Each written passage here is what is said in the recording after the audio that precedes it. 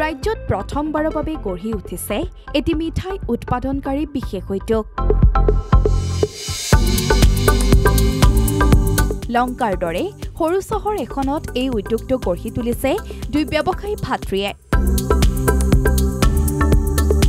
হাতেৰে মিঠাই প্ৰস্তুতৰ পৰিৱৰ্তে জুইৰ ভাপত মেচিনৰ সহায়ত প্ৰস্তুত হৈছে সুস্বাদু মিঠাই। এই উদ্যোগটোৰ জৰিয়তে সংস্থাপনো লাভ কৰিছে বহুজনে। হয়, মই এতিয়া বৰ্তমান উপস্থিত আছোঁ লংকাৰ 4 নম্বৰ ৱাৰ্ডত। আপোনাৰ নিউজ প্লাছৰ দৰ্শকক আজি আমি এটা ব্যতিক্ৰমী বস্তু দেখাবলৈ ওলাইছোঁ, যিটো অসমত প্ৰথমবাৰৰ বাবে আৰম্ভ হৈছে লংকাৰ পৰা। আমি দেখাবলৈ ওলাইছোঁ আপোনালোকে হাতেৰে বনোৱা ৰসগোল্লা হয়তো বহুতে খাইছে। ৰসগোল্লা বুলি ক'লে হয়তো বহুতৰ মুখত জিভা পানী আহি পৰে, কিন্তু আজি আমি আপোনালোকক দেখুৱাবলৈ ওলাইছোঁ এই একে ৰসগোল্লা, কিন্তু হাতেৰে বনোৱা নহয়, অথচ আধুনিক যুগত আধুনিক পদ্ধতিৰে ওলোৱা ৰসগোল্লা। মই প্ৰথমতে মোৰ কেমেৰা পাৰ্চনক এই বস্তু দেখাই ল'বলৈ অনুৰোধ জনাইছোঁ।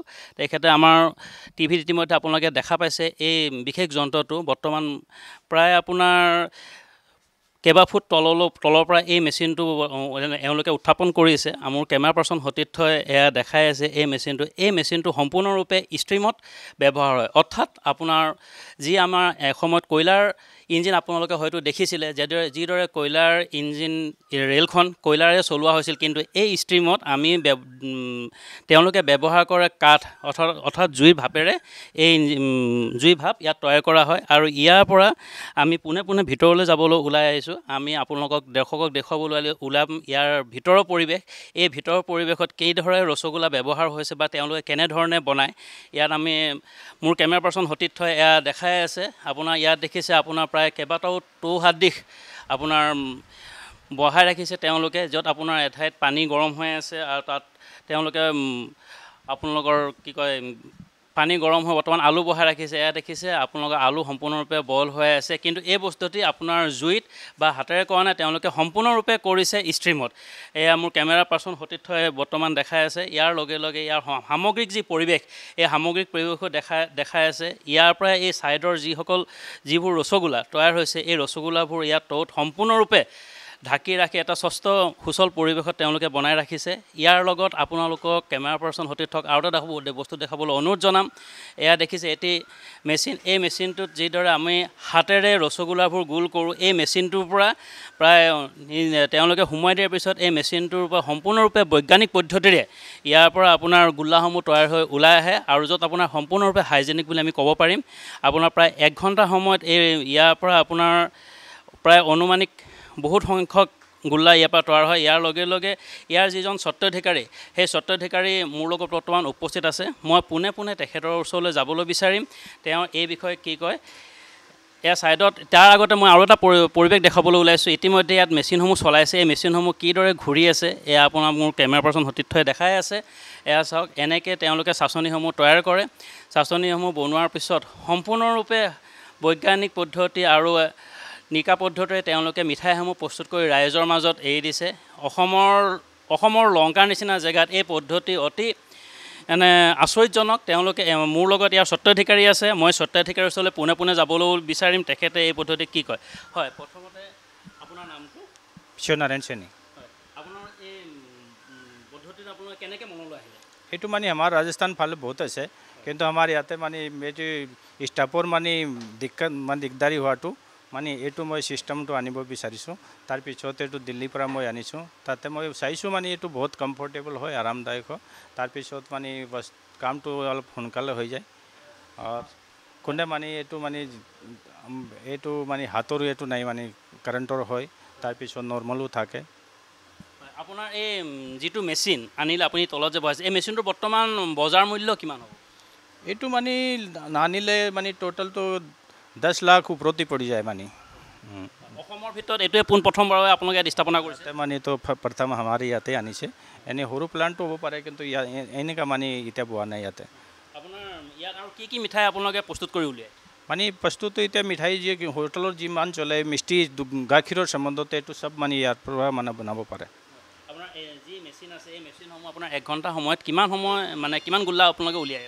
আমাৰ যি মেচিন গোলাৰ মেচিন আছে যে, এইটো 1 মিনিটত 260 260 মানে 2600 গুল্লা মানে 1 ঘণ্টাত ভিতৰত মানে এইটো বনাব পাৰে আৰু এইটো গাখীৰ চাখীৰ আছে যে কড়াইতে মানে 80 লিটাৰ গাখীৰ গৰম হয় 3টা কড়াই আছে আৰু 240 লিটাৰ গাখীৰৰ এক বাৰী গৰম হৈ যায় মানে আপোনাৰ মানে এক কথাত ক'বলৈ হ'লে যিদৰে জেচিবিয়ে আপোনাৰ কাম অতি কম সময়ত জেচিবিয়ে যিদৰে কৰি উলিয়ায় ঠিক তেনেকুৱা একে ধৰণৰ পদ্ধতি বৰ্তমান আমাৰ এই লংকাৰ যিজন ব্যৱসায় কৰি চলি আছে ব্যৱসায় যিজন স্বত্বাধিকাৰী তেওঁ হয়তো জেচিবিৰ অনুৰূপ আপুনি এটা সৃষ্টি কৰিছে ইয়াত নহয় জানো য'ত আপোনাৰ লেবাৰসকলতকৈ আপোনাৰ সোনকালে আপোনাৰ মিঠাইসমূহ প্ৰস্তুত হয় কিমান সময় আপোনাৰ মানুহ এজনী বনায় তাৰ তুলনাত মেচিনসমূহ কিমান সময় মানে মানুহজনৰ এইটো মানে আধা আধি ডিফেক্ট হৈ যায় মানুহ ধৰক এনে মানুহ দৰকাৰ পৰিলে 8-10 জন মানুহ লাগি যায় এতিয়া এইবিলাক হোৱাৰ পিছত 4 জন মানুহ হৈ যায় আপুনি অসমবাসী ৰাইজৰ কিবা ক'ব বিচাৰিব নেকি এই মেচিনটোৰ বিষয়ে লৈ পেলাই মই ক'ব বিচাৰিছোঁ মানে এইটো মানে